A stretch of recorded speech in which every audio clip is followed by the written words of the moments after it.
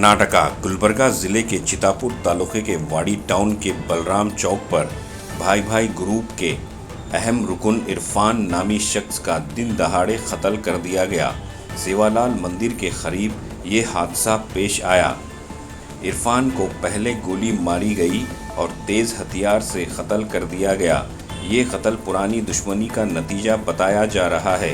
मौके वारदात पर वाड़ी टाउन पुलिस पहुंचकर तफ्तीश कर रही है। तो आइए देखते हैं तफसीली रिपोर्ट।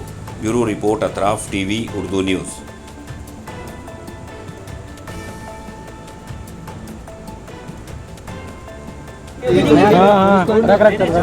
लगा तो रख लेन बांधत नव्हतं।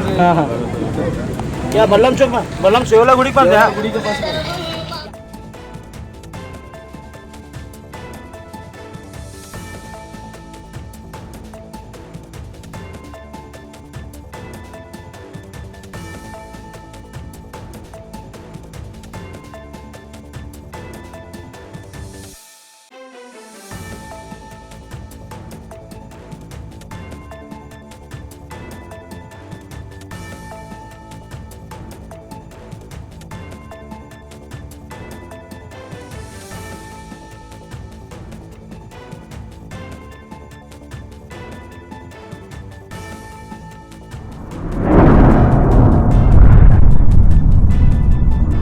अतराफ टीवी, हर बात सच के साथ।